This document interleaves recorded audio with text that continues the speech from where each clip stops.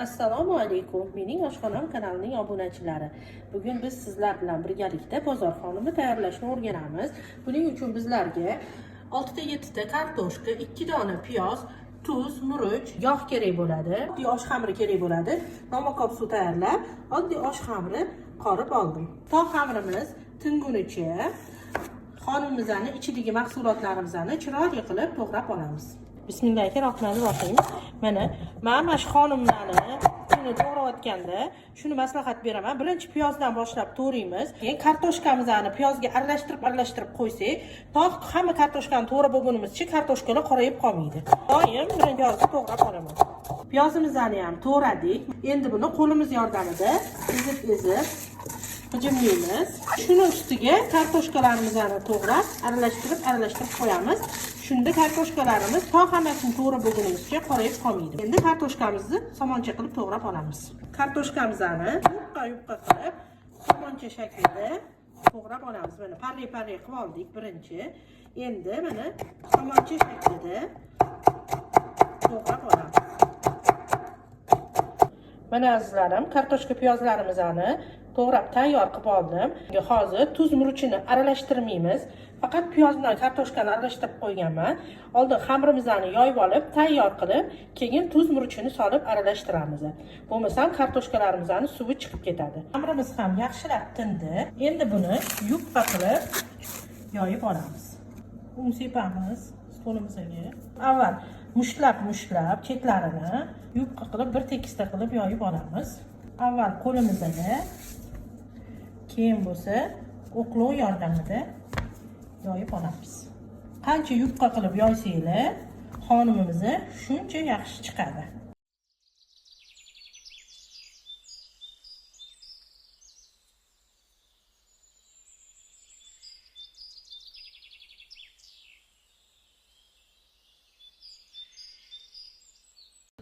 Xamirimizni ham yoyib oldik.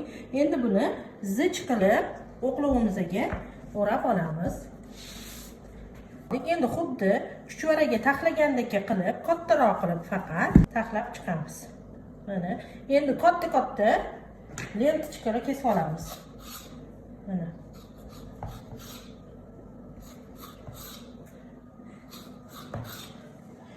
Endi bulardan to'rtburchak shaklda kesib chiqamiz. Katta to'rtburchaklar kesib olamiz.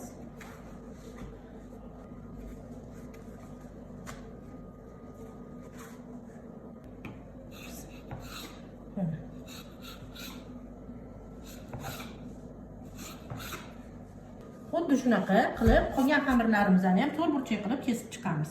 Nachinkamizni aralashtirib olamiz. Tomiga yog' solamiz. Murch solamiz. Tapga ko'ra solasizlar. Tuz solamiz. Nachinkamizni yaxshilab aralashtirib olamiz. Bismillahirrohmanirrohim. Mana nachinkamiz ham tayyor bo'ldi. Endi xonimlarimizni tugib olamiz. Xamirlarimizni qo'yib oldik. Endi nachinka soladigan tomonimizni o'ziga yog' suramiz. Nachinkamizdan solamiz.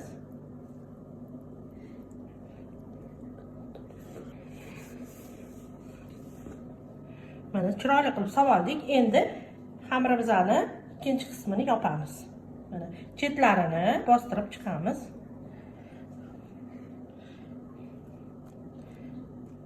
Qolgan xonimlarimizni ham xuddi shu tarzda tugib olamiz. Xonimlarimizni ham tugib oldik. Endi oldindan yog'langan qaston listimizga terib olamiz. Xonimlarimizni bir-biriga tergan joylarini yog'lab ustma-ust teraveramiz. Mana shu yog'langan ustiga qo'ysak, bir-biriga yopishmaydi. Mana xonimimizni qo'yamiz. Mana yana keyingi xonim tergan joyini yog'lab bemalol ustma-ust mashaqqat terib chiqaramiz. Mana azizlarim, xuddi shu tariqa qolganlarini ham qasqonga joylab olamiz. Xonimlarimizni ham qasqonimizga joylab taxlab oldik. Endi qopqog'ini yopib, oldindan suvimiz qaynab turibdi. 30 daqiqa davomida pishirib olamiz. Xonimimizni pishgunicha endi ustiga podlivasini tayyorlab olamiz. Buning uchun bizlarga 3-4 osh qoshiqda tomat, bitta dona pomidor qirg'ichdan chiqarib oldim. 1-2 bo'lak novot, qovurib olish uchun yog' va tabga ko'ra tuz kerak bo'ladi. Qozonimizga yog' solamiz. Yog'imiz ham qizidi. Tomatimizni solib qovurishni boshlaymiz. Tomatimiz qovurildi.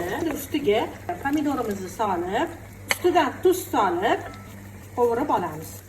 Pomidorimiz bilan tomatimiz yaxshilab qovurildi. Endi 2 bo'ling novotimizni solamiz. Ustidan 2 tepeli suvimizni solib qaynatib olamiz.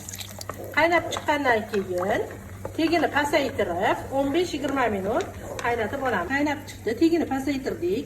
Shu o'rinda bir nimani aytib ketmoqchiman. Agar novotinglar bo'lmasa, bemalol shakar qo'shsanglar bo'ladi. Lekin qo'shish shart. Agar qo'shmasanglar, qaylamiz nordon bo'lib qoladi. Qaylamiz ham mana quyilib, chiroyli bo'lib pishdi. Orada xonimlarimiz chiqdi. Endi suzib olamiz. Tog'orachamizni tagiga ham podlivamizdan solamiz.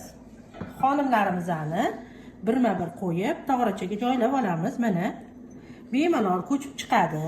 Chunki yog'lab joylaganmiz. Qaylasidan ko'p qilib hamma yog'iga surib suzib olamiz. Bozor xonimimizni ham chiroyli qilib suzib oldik. Endi ustiga strech yopamiz. Yoki salofan yopsa ham bo'ladi. Qopqog'ini ham yopamiz. Dasturxonga o'rab 15-20 daqiqa qo'yib qo'yamiz. Oradan 15 daqiqa o'tdi. Xonimlarimiz bir-biriga mazasi o'tib, juda ham mazali bo'ldi. Endi ochib, chiroyli qilib suzib olamiz. Mana bozor xonimimiz tayyor. Juda ham mazali bo'lgan xonimlarimiz tayyor bo'ldi. Albatta siz ham o'z yaqinlaringizga tayyorlab bering. Keyingi videolarda ko'rishguncha xayr, sog' va salomat bo'ling.